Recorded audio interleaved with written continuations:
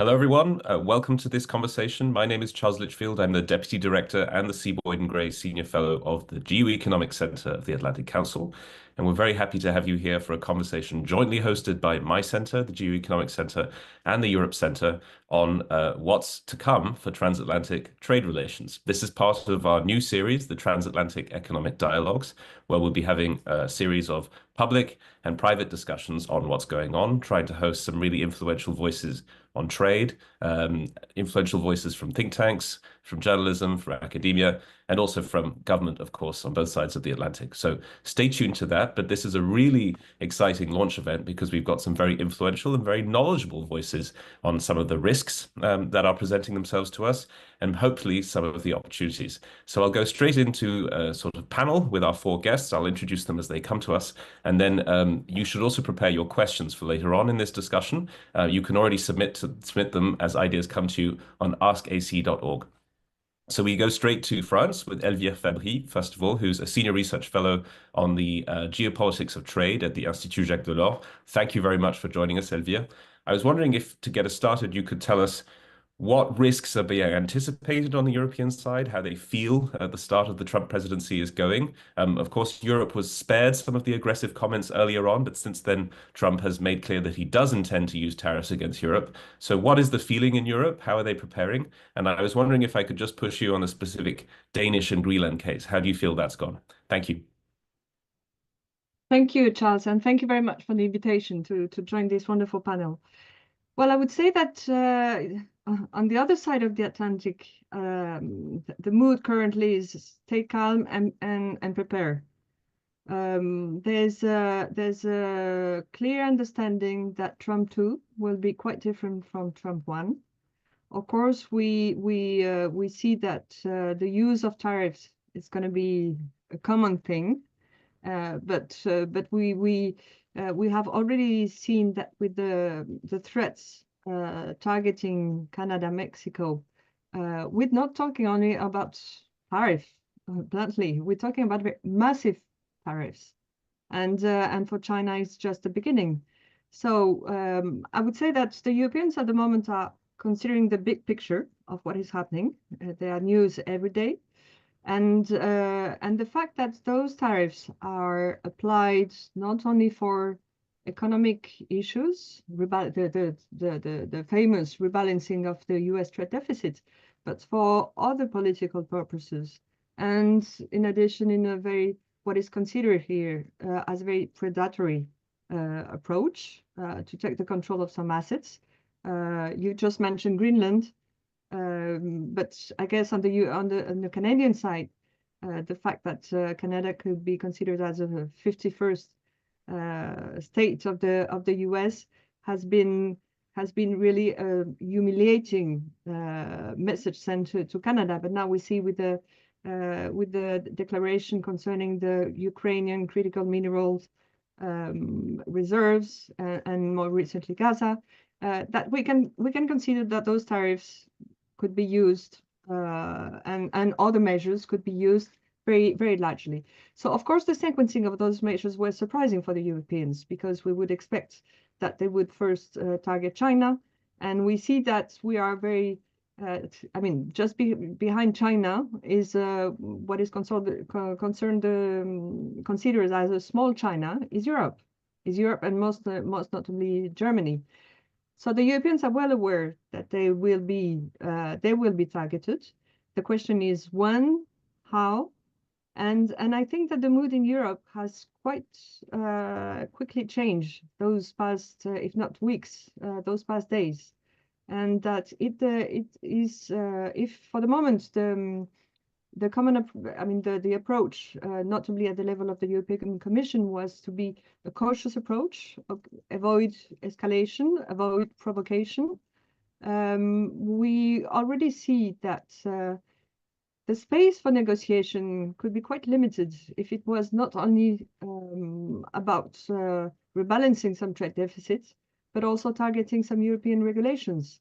And this would lead us directly in a field of economic coercion, pressure, and that would be much more complex for the Europeans.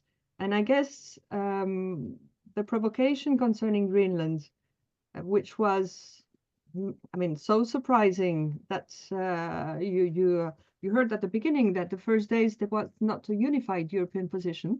Now there's a much more clear awareness that the EU, as much on Greenland as for all the responses that it would have to be addressed, needs to rally around a very common, strong position.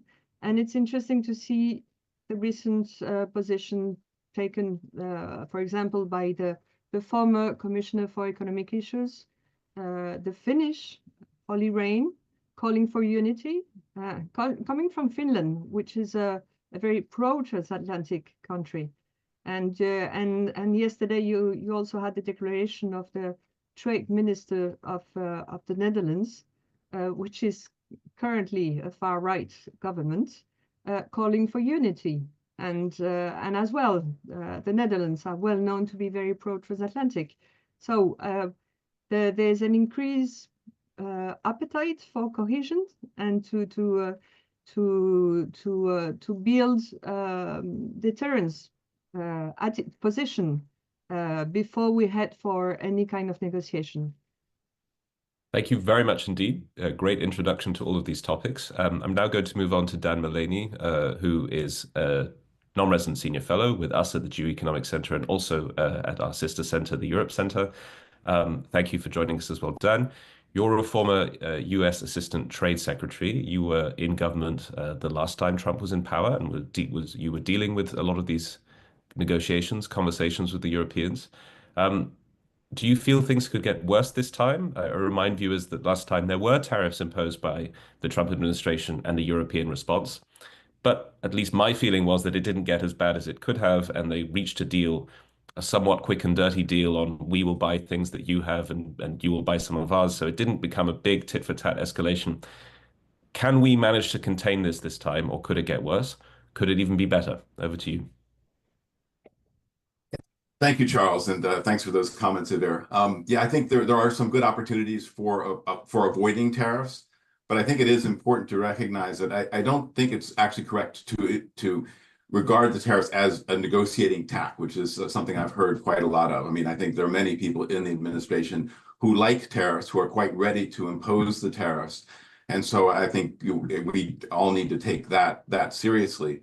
At the same time, I think there's a recognition that tariffs are a very blunt tool, not the best tool for achieving objectives, and in fact that they inflict quite a bit of self-harm. So I think that does give some opportunities for looking at the objectives behind the tariffs and figuring out if there's another way to address those objectives. And those objectives include such things as goods trade deficit, as combating international non-market economy policies and practices, fighting unfair trade practices. There are a whole series of things that I think the EU and the US can work on together and maybe better achieve the objectives than imposing tariffs. So I think the opportunity here is for some amount of proactive engagement. And I think it is important, as Adair said, that there is some cohesion on the EU side, but cohesion maybe in the direction of engagement and seeing if we can build up the transatlantic relationship. Because I think that the counter-retaliation, for instance, which you also hear spoken of quite a lot, it's understandable, but it's not necessarily a very effective tool for having an administration back down on these tariffs. So I think that some outreach from the EU side in a cohesive manner to the US side for how we can address unfair trade practices, how we can address some of the policies and practices that are problematic coming out of China. I think that can go a long way towards averting the crisis. I mean, it has been noted, I think, that we had a threat of tariffs, and we actually had tariffs on Europe, and then those tariffs were suspended. But the tariffs were imposed under Trump. Trump won, the tariffs ended up being suspended, but under the Biden administration, as we tried to reach deals on sustainable and market economy steel and aluminum, and on subsidies for large civil aircraft. So I think the suspension end of the equation was much more an inclination of the Biden administration than the Trump administration. But we saw quite a lot of evidence during the first Trump administration, and we see a lot of evidence in this executive order on an American first trade policy that suggests that there's an interest in discussing, in reaching some arrangement. The American first policy mentions that USTR is supposed to, the U.S. trade representative is supposed to investigate which partners are appropriate for a bilateral deal or a sectoral deal.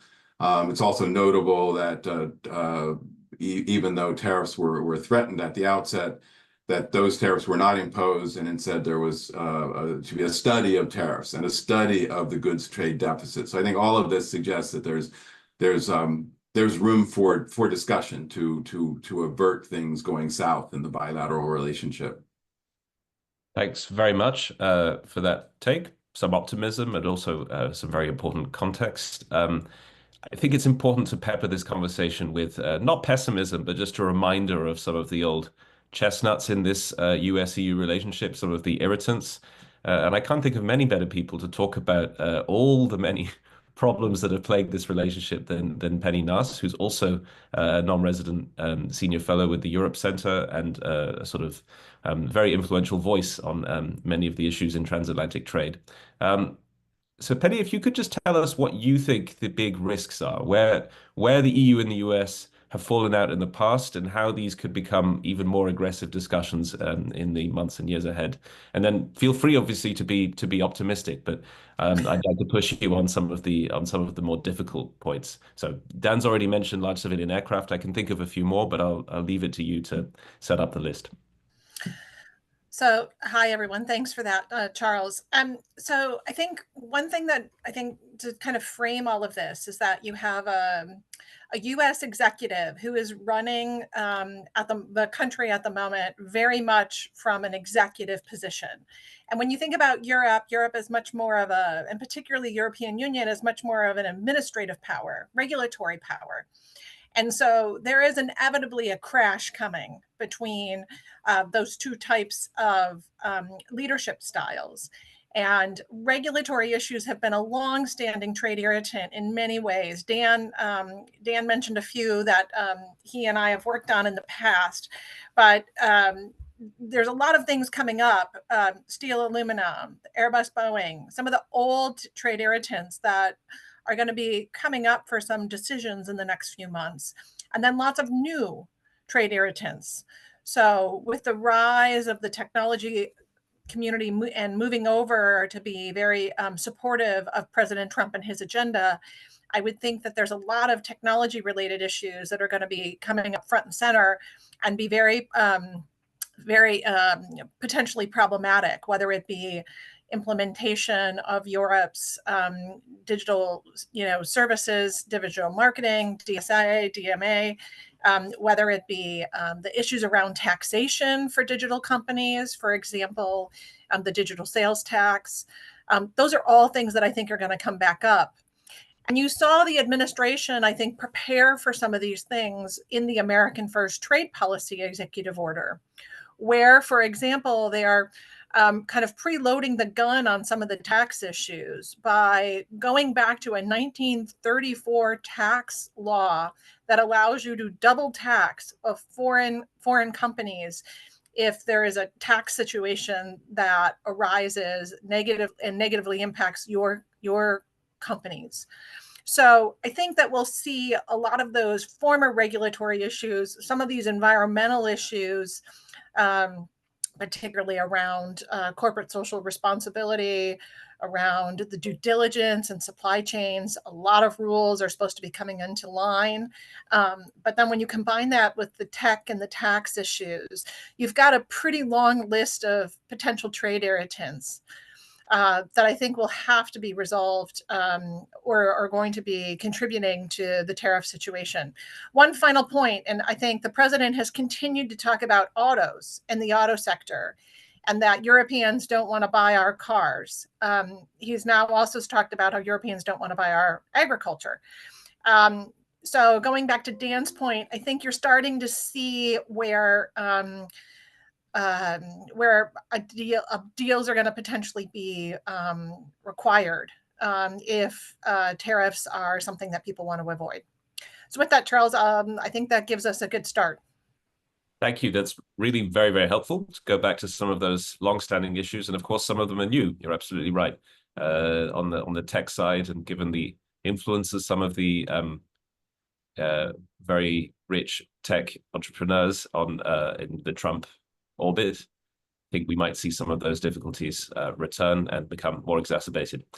So before I prod some of you a little bit more, I'm very happy to turn to Jan Ruzicka, who's the head of public affairs for the PPF Group, which is a partner of the GeoEconomics Center. You're based in Prague, Jan, and Elvira mentioned some of the sort of traditional transatlanticist countries in the EU. I think the Czechia is a good example of being very transatlanticist, but also very integrated into European supply chains, very, very close to especially German industry, but also people underestimated great partnerships with French companies. So I think probably capable of Czechia in general, capable of seeing both sides of the story. So I'm very happy that you're here with us, and I'd love to hear your take on where you see risks and opportunities. Okay, happy to be here. I think very important point was mentioned by Dr. Nas before. Cars, which is a big story for us as a Czechia connected to Germany. You know, almost 7% of Czech citizens works in a auto car industry, so this is not small thing. So this problem is being studied here for, I don't know, last few months, and there is a precedent. A US-Japan trade war back in the 80s, which was also about cars. And if you remember, in era of Ronald Reagan, it's a very similar story.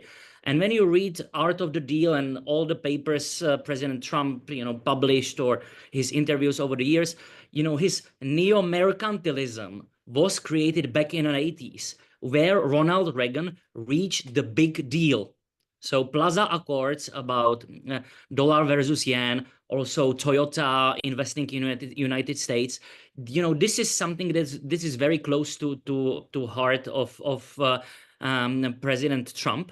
Also, when Shinzo Abe died, so there were a lot of articles about how Shinzo Abe was able to win over Trump.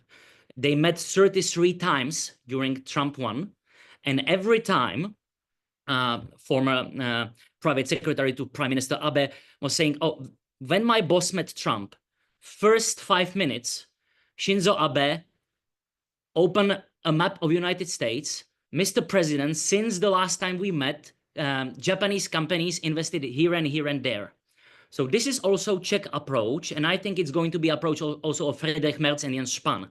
So this is the zeitgeist. This is a big Art of the Deal guy, and let's not hyperventilate. We know that he is not institutional neoliberal. It's a big hostile takeover kind of guy. So let's play the game. Let's not get overstressed, and let's put our own points on the table. In case of Czech Republic, we spend 2% GDP on NATO. We do our fair share of buying America F-35s and so on.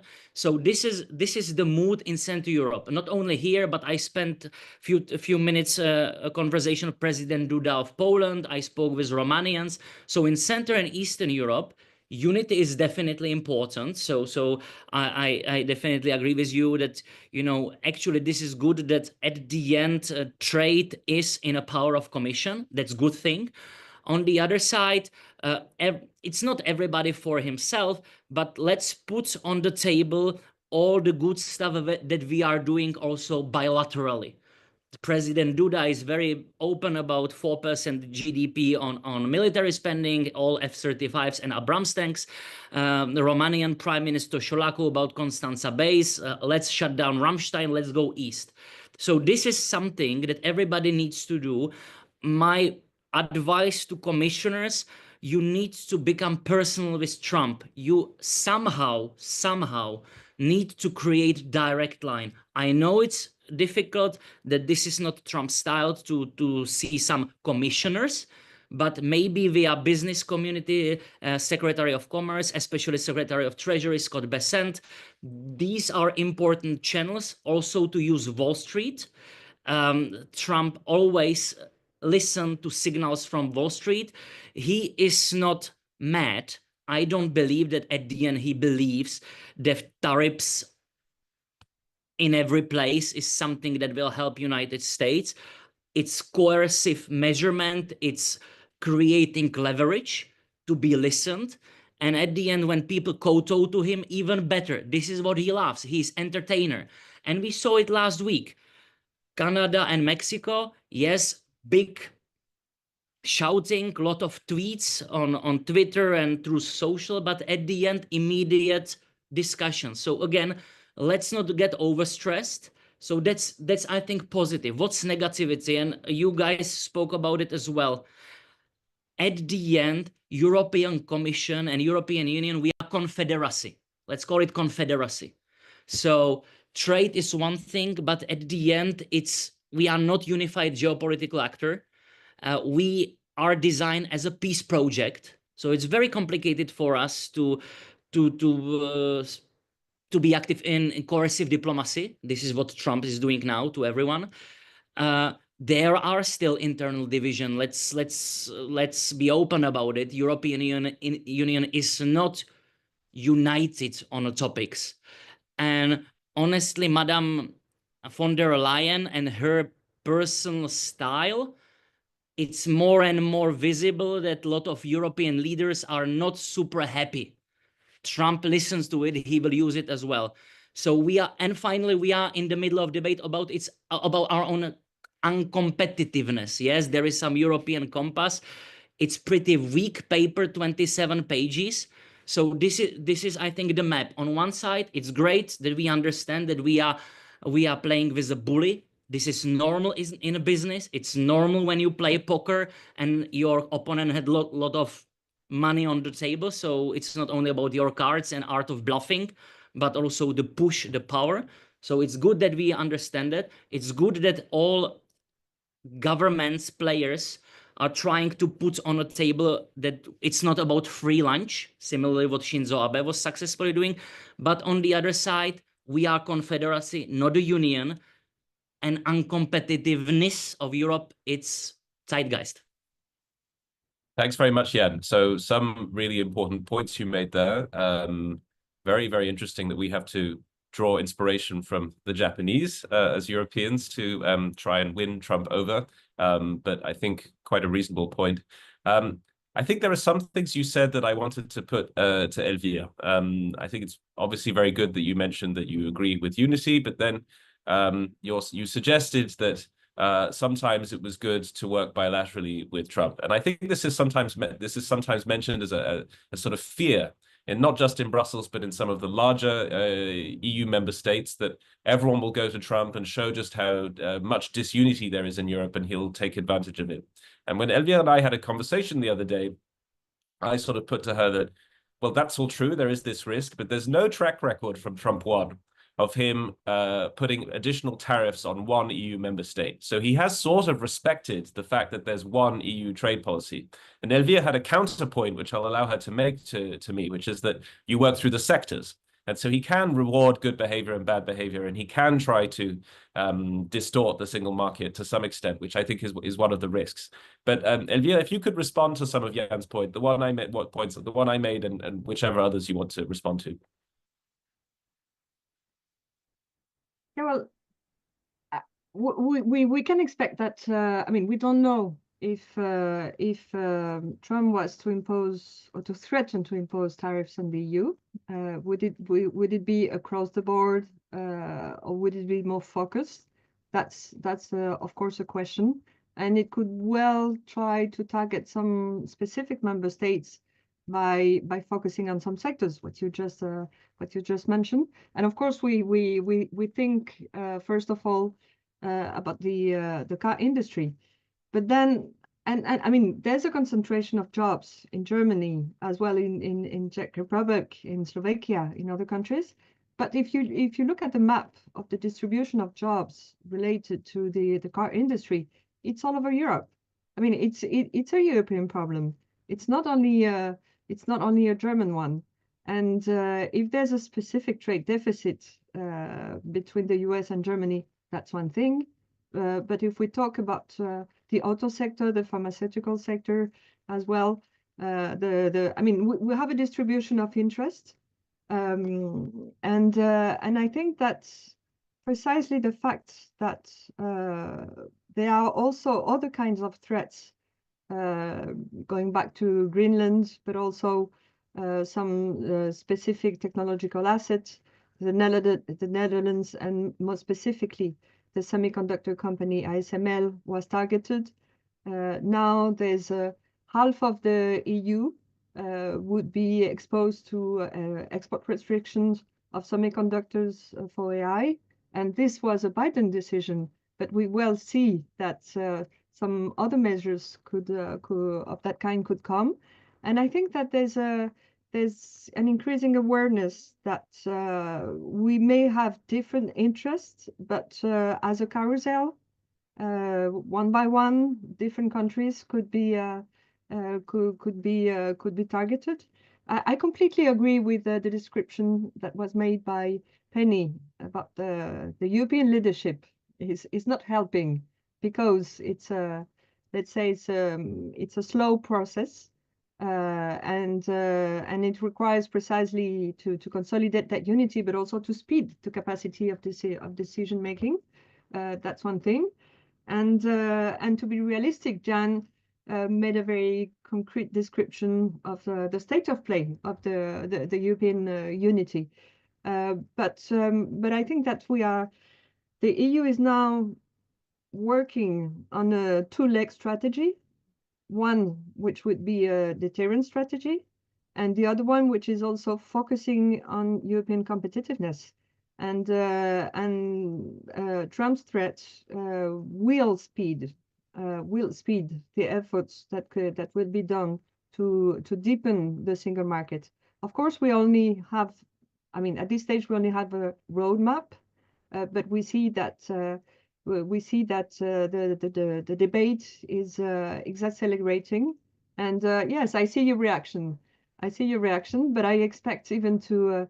I mean, we'll see what comes out from the German elections in a couple of days, and but I think that we can expect to have more clarity in a future German coalition, and I remain more confident that that we can speed or at least focus some efforts in increasing the European competitiveness. Thanks, Elvire. Yes, not all of you saw, but Jan didn't seem too convinced by the proposal of a roadmap. But just to take it to a slightly more optimistic point of view for our two European participants before going back to Dan and Penny. On the European competitiveness compass, okay, 27 pages, not that much detail. Some of these things we've seen before. I think a lot of our viewers will be very familiar with the proposals that we keep getting on, for instance, a digital market, a capital markets union. But are there any sort of things that you might be seeing in your research, in your business, that you think are obvious wins, things that the EU should be doing to increase its competitiveness? And you know, bearing in mind that it's an uphill battle. Energy prices are much higher. Indebtedness of states is high. So what is a realistic thing that the EU can do in the coming months just to work on competitiveness, almost as a preparation for the geopolitical high tide we're in? So for Jan first, and then for Elvire on competitiveness, and then I'll go back to Dan and Penny. So first thing is clear: deregulation. Less regulation. You know, our obsession that European Union is the winner gold medalist in regulating everything. At the end, we live in capitalism. We don't need endless flow of subsidies to do this innovation, that technology. At the end, let's deregulate. We have a great market, largest, richest market in the world globally. We are important for United States. We have great tech. We have great healthcare. We have great defense industry. Our Airbus is much better than, you know, when we look on a stock price of guys in Seattle. So I think let's deregulate. single market is the biggest, best weapon. So if there shall be one push, let's strengthen single market, let's deregulate, less ESG. For our company, for example, CSRD, so-called ESG regulation next year, when it's going to be fully implemented, it's going to be 15,000 pages. 15,000 pages of material. Nobody will read it, but we need to produce it anyway. The guys from Shell, from Netherlands, guys from Airbus, the same. So first and important, let's deregulate. Second, let's build on industries where we are already great. We don't need to create a new European champion. We have one champion in Toulouse. It works very well, Airbus, and a lot of European companies are part of it. In automakers, the same. We know that BMW and Mercedes, etc., nobody believed in EV cars before. We know that we are lacking behind. Let's invest in this sector. Pharma, United States, citizens cannot survive with great product from Denmark. So let's pick battles that we are able to win, and in the same time, let's also buy American. We don't have F-35s in Europe. Let's buy from United States. Let's do a deal, win-win for both sides. Yeah, that just forces me to interrupt and go straight back to Elvira about possible European alternatives to F-35s. Yeah, you may find some good one in France. Just have a look if you. Going back to your question, Charles, I think that there's no easy low-hanging fruit. And many of those the issues that are in the competitiveness compass have been on the table for long. And so I don't think we should, it's not about considering that it's going to be easy. It's about considering that it's urgent to do it. And it's urgent as much to face the Chinese challenge as what seems to be a US challenge.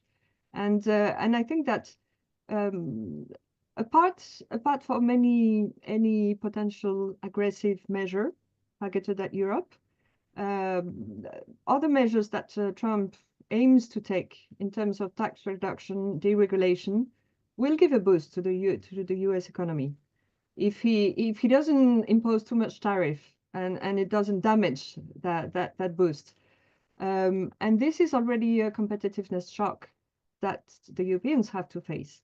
And I think that until now, the US business sector has been following and supporting Trump quite openly, but without considering really the impact of some tariffs, and without considering that they could be implemented and that there could be some retaliatory measures. There could be some retaliations, which would add some, as Dan just mentioned at the beginning, some self-harm impact. And I think that now there's maybe some diversity in the business community, or diverse assessment between the tech sector and the rest of the manufacturing. I mean, the manufacturing industry. That there could be some more negative impact for the old manufacturing industry, and this is, I mean, even considering that, the Europeans really need to focus on their competitiveness. So of course, simplification is a priority, and it was. There would be maybe an easy initiative. Which is the one that was suggested by Enrico Letta, to create a 38 status for startups.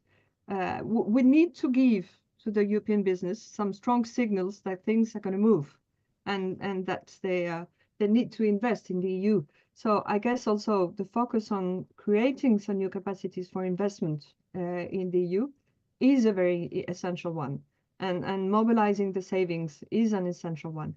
It won't be easy, but it's about time to move on that side. Okay, message received loud and clear. No low-hanging fruit, but this is absolutely the time to get going. And that's also, of course, why you mentioned the German election later this month. So hopefully there'll be a little more clarity on what direction we go in, and what the important member state of Germany may be willing to sign up to. So it's now time for me to remind viewers that you can submit questions on askac.org. All of our participants are looking forward to your questions, and you can see that our participants do not hold back. So you can try to surprise them a little bit with new angles, new points of view, and I'm sure they'll be happy to receive them. So I'm going to turn to our two US participants before I read out some of the questions. Dan, you were, of course, privy to some of this sort of which is the channel discussion in the first Trump presidency. There was a meeting, or there were two successful meetings, if I recall, between President Trump and Commission President Juncker. There wasn't a time when Ursula von der Leyen and Trump overlapped, but that was towards the end of his presidency. So we're not quite sure how good that relationship is. So this does mean that there is a question about who the channel is, at what level. People mention Prime Minister Meloni, President Macron, simply because Trump knows him quite well and very much enjoyed the inauguration of the reconstructed Notre Dame Cathedral. So there are all sorts of possibilities, but I'm just curious if you could lift the curtain a little bit on how this happened last time, how they managed to form a channel of discussion when it wasn't quite clear when Trump came to power in 2017. So who chose who to talk to, and how were those relationships established? Can you tell us that story? Well, I think there's sort of an old-fashioned element to it. You reach out, you make the introductions, you find out who are the right interlocutors in the new administration, and that spans a range of offices from the White House, the NSC, U.S. Trade Representative, Commerce, Treasury. But I think it is worth noting that as you said, I think many commission officials did reach out and establish some relationships. I think Jan is absolutely correct, and that there needs to be that personal engagement with the commission. But I also think that the European Union should not be shy about using the member states or having the member states assert themselves vis-a-vis the administration as well. And I realize that this can come across as a bit of heresy in the EU, since the Commission does have exclusive jurisdiction over trade. And I'm not really talking about undermining that exclusive jurisdiction, but it is true also that engagement with the member states and the friendly and some of the significant member states is, I think, critically important to this relationship. Because everybody knows that even if the Commission has the exclusive domain of international trade, the member states have input into that process with the Commission. And also, many of the things that the member states do, apart from Commission action, directly impacts the relationship. So I think it's really important for the European Union to use the member states, to coordinate with the member states, to take advantage of the fact that some of the stronger relationships, quite frankly, might be with member states like France, like Germany, like Czechia, and not be afraid of that fact. If we go back to some of the disagreements that we had that we resolved, the Penny mentioned the digital services tax as sort of something new and something old. In that instance, we were on the cusp of retaliating because of what was seen as a very discriminatory tax. And, there was a separate track. I mean, France had its own digital services tax and now has its own separate digital services tax. And so you can envision that whatever compensatory measures put in place will be probably directed towards the actor. And so you will automatically have some distinctions made probably among member states. And that's because some of the things in this world where trade covers a bunch of different areas, that some of the competences for some of for relevant issues do lie with the member states. So I think I would maybe have that message that the Commission and Europe, France, Germany, others, shouldn't be afraid of the direct outreach, that can be a good catalyst. And I'm also reminded of Vera's comments and Jan's comments about the need to strengthen the internal market. And Vera mentioned there's been a show of some cohesiveness, which I think is a positive. It does remind me of the old adage that you should never let a good crisis go to waste. in terms of strengthening the single market and advancing the competitiveness agenda, because there is a crisis with respect to joint concerns that we have vis-a-vis China and big non-market economy policies and practices. And of course, there are challenges and opportunities with respect to the U.S. relationship. So I think this is a bit of a milestone in the relationship in international relations, where there is a bit of a crisis that can produce a little bit of cohesiveness. And I think we need to recognize that fact. Thank you. I think Elvira wanted to respond to a point you just made, Dan. Then we'll go to Penny, and then I'll ask some of the audience questions. Quick reminder, questions go to askac.org. Elvira. Very quickly, I think that a lasting obstacle that we had in bilateral talks during those past years, and that will be increasingly problematic, is that we don't have the same understanding of unfair trade practices or unfair policies. The Europeans have spent a lot of time in implementing some regulations that abide by WTO rules, and we have to make a clear differentiation between collective preferences like control of social medias or antitrust policies, and what is unfair policies. And the problems that we might face in the future dialogues, negotiations, is that if we only deal with our bilateral relations in a face-to-face mode without enlarging the picture to the big challenge, which is China, we're going to lose a big part of the challenges. And if we talk about Boeing, Airbus, it's about time to move on this story and to face the fact that the big challenge is COMEX is the Chinese company. Thank you very much. Yes, it's important to mention that both market participants, the main ones on the US and the EU side, definitely want that deal to be made permanent or longer lasting than the current one, which expires next year.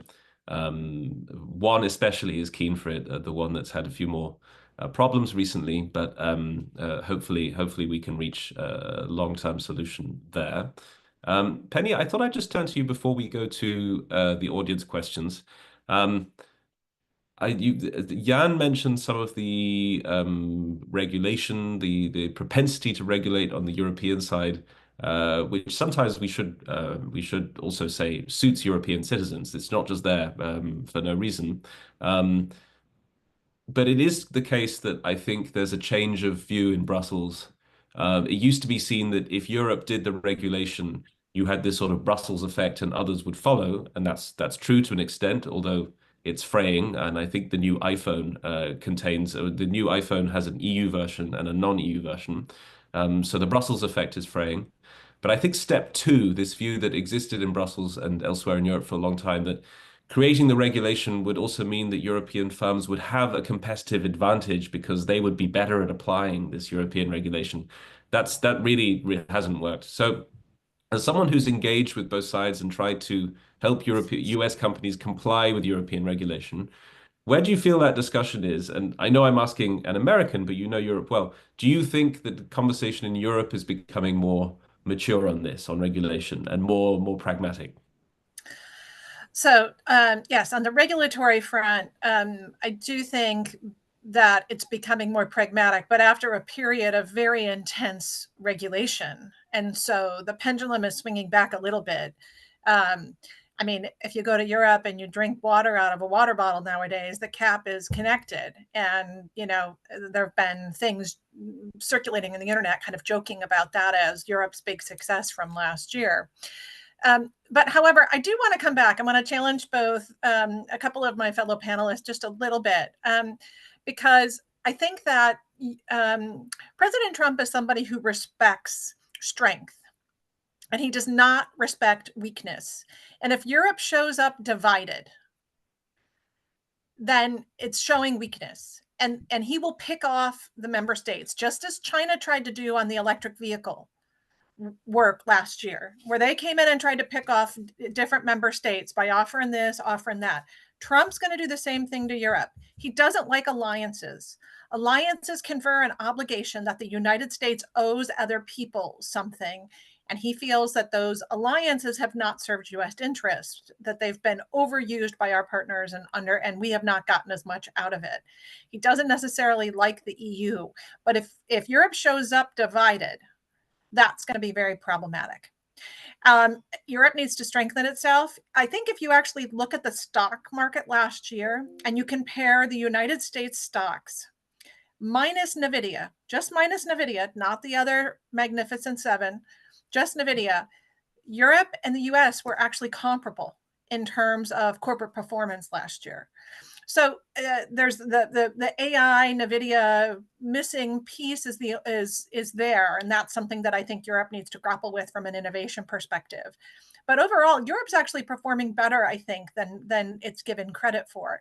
Now, Charles, I think on the regulatory front, I think there's absolutely, this just needs to get out of the Commission silos. Each one of the regulations that Jan referenced is being implemented by a different part of the European Commission. And while it may have changed, last year they were all being executed without coordination. So if you're filling out all of these forms around your supply chain, and if you're being environmental, if there slave labor is involved, where it's coming from, how much carbon is being produced, asking related questions, but with no coordination across the deforestation, the due diligence, the CBAM, the Carbon Border Adjustment Mechanism, or CSRD, no coordination across these elements, it does create a whole lot of wasted paperwork because you're having to fill in the boxes slightly differently across these. Simple fix. Hard to execute on, but a simple fix. There should be, a simplified process by which companies can comply with this. I'm not saying that regulation should be gone. If you get rid of regulation, it'll pop up in 27 different forms across the EU, which is also not good. But it can definitely be simplified and made to work better, and in a way that's going to contribute to the competitiveness of Europe, not detract from it. Thanks very much. So I think there are points that have been made that some of our other panelists would like to respond to, but I do want to leave time for questions. So in your response to the questions, also feel free to respond to some of the points that have been raised by your fellow panelists. The first question comes from an anonymous audience member. Wonder why? Because it's about China. So the threat of US tariffs, of US economic coercion on EU was in some way the topic of this panel, although we've been careful to talk about opportunities as well, and quite rightly. But of course, there is a common adversary, a common competitor, to mention two of the three ways the EU defines China. So I think one of the cliches out there is that Trump will read through the toughness on China through that lens, how tough he is on Europe. And if the EU is willing to go along with some anti-Chinese measures, then he may be a little more lenient.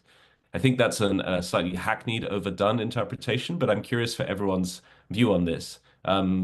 Is there space for coordination between the US and the EU on dealing with Chinese market practices? And if so, how do we get there? Who would like to take that? Dan. I mean, from my perspective, I think the answer is yes. But I wouldn't put it in terms of ganging up on China or words to that effect. I think we are both, the United States and Europe, facing some non-market economy policies and practices which kind of escape some of the disciplines of the World Trade Organization, which was, after all, negotiated many, many years ago. So we have challenges with respect to state enterprises, excess capacity, subsidies, forced technology transfer. And these are common challenges that we both have and should give rise to some coordinated action together to push back, both to protect ourselves from those practices and our businesses, but also to disincentivize them. And I think I think it is probably not a helpful approach to think of this in terms of the US has demands of China, and if the US gets on board, US will cut them a deal. Because I think from the US perspective, this is very much not the case that the US has a problem that we're trying to get the EU to help us with. The perspective is that we both have a problem that we need to coordinate on. And then the question is, will the disagreements between us on things like digital services taxes, that sort of thing, will those disagreements prevent us from working together towards a common objective, which really makes no sense. But as soon as you frame it in terms of the US has a demand or an ask that Europe help us with China, I think the battle of cooperation is lost in advance. I think it really has to be viewed in terms of what we need to do together to face our joint challenges, and then cabin off and address the bilateral challenges we have in the digital sphere with digital services taxes, DSA, DMA, all of those issues. I wish all US officials were capable of putting it as eloquently as you, Dan, because the complaint under the previous administration is that sometimes these China policies were formulated as demands to the Europeans. Not always, but sometimes it came across as a demand.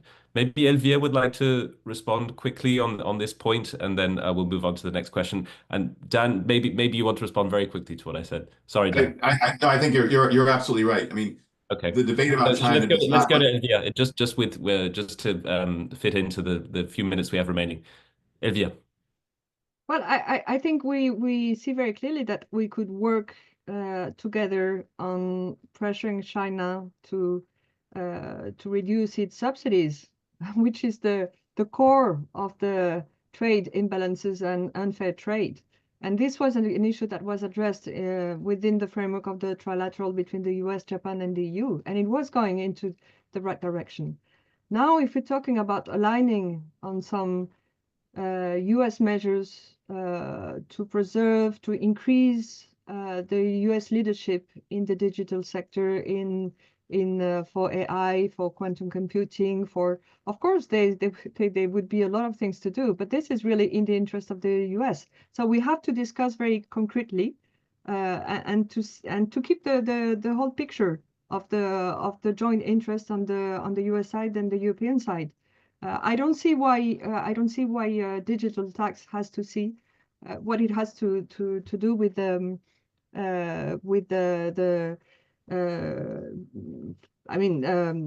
addressing the Chinese challenge. Is it about adding a cost to the increase of the digital companies in the US? This is not the core of the concerns that we have with the Chinese practices.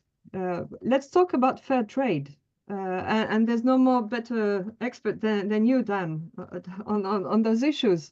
So I think that there is obviously a lot to be done when we talk about accessing critical minerals, diversifying. We could talk about solidarity in supply, and that would be much more constructive for bilateral partnership. And I'm not talking about the TTIP, which was the really big miss opportunity that we could to address the Chinese challenge. But the Europeans also will be paying attention to what was the basis of the European position, which was about de-risking and not about decoupling with China. Great. So there's so much more that could be said on those points, and we did manage to mention TTIP. I was wondering whether it would come up, but I think our viewers sensed in that little discussion between Dan and Elvire there some of the differences, but also there's a big opportunity here, which I hopefully we seize. I did want to turn to Penny on some of these points, but I think just in the interest of time, I want to get one, if not two more questions in. The first is on the LNG factor, just how much more liquefied natural gas Europe is buying from the US. I was at a very pleasant Mardi Gras party organized by a US company that exports LNG based in the South and with operations in Louisiana. They had a lot of funds to put into this excellent party. It was really very impressive a few weeks ago. And so I'm wondering, maybe this is a question for Jan, whether you feel President Trump will listen to these sorts of arguments, these fairly simple arguments, but still important.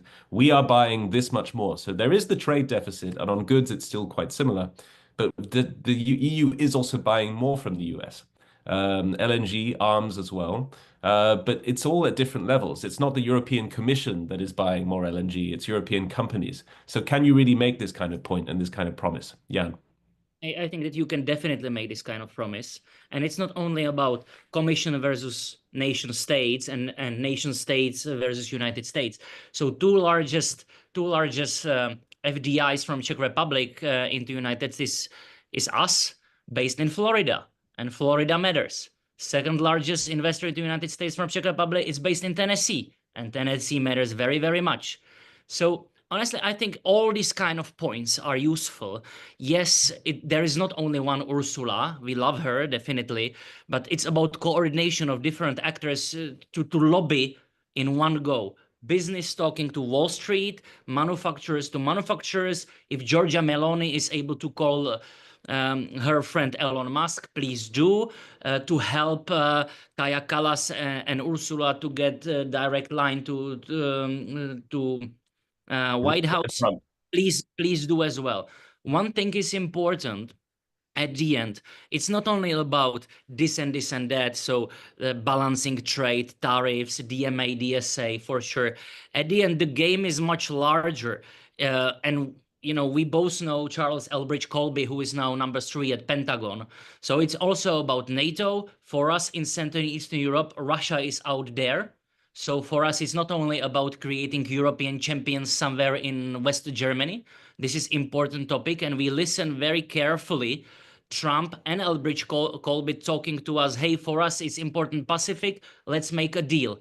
You with us to Pacific, we will go with you towards Russia. So all of these topics are important, and it's logical that in nation states that are more to the east, Czech Republic, Poland, Baltic countries, it's different feeling than in Western Europe. Last point, and I couldn't agree more with Dan, I lived in communism twice. I lived in communism when I was a child, and I lived in communism when I lived in many years in China. Communism is real, is there. It's not our friend. Thank you very much. One last question, which may sound a little incongruous, and people will suspect that it has something to do with my accent, although I am an EU citizen as well as a UK citizen.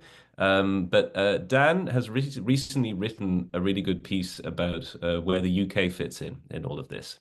The UK has been the UK leader has been targeted by Mr. Musk on social media, but every time President Trump has spoken about Elon Musk, he's only said very pleasant things about the good relationship. Musk is also President Trump is also very friendly with the Prince of Wales for some reason.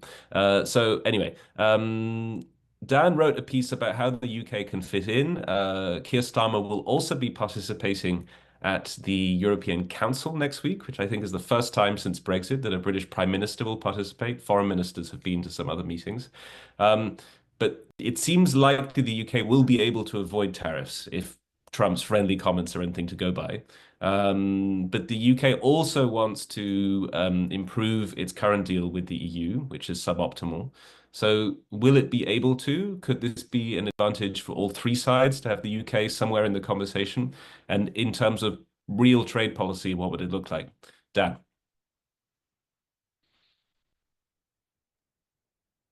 All right. Trouble with the audio button. Yeah, no, I think definitely. I think there's an opportunity for the UK to be dual facing, to be open, more integrated with the EU, also with the United States. It's not an either or proposition. Many of the things that are behind the tariffs really don't apply quite as much to the UK in terms of trade deficit and various other issues. So I think it does represent a good opportunity for the UK, and it does seem like the UK is in a better position than the EU and others to have that kind of engagement right now. And I wrote my article before all those very nice comments by President Trump about the UK. So I guess maybe he agrees with me. Perhaps.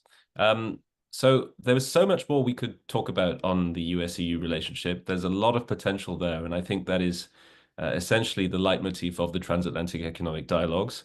There's not only going to be plain sailing ahead, there are some difficult conversations coming, and perhaps even tariff threats. Hopefully we manage to avoid those tariffs and even build something much more constructive between the US and the EU.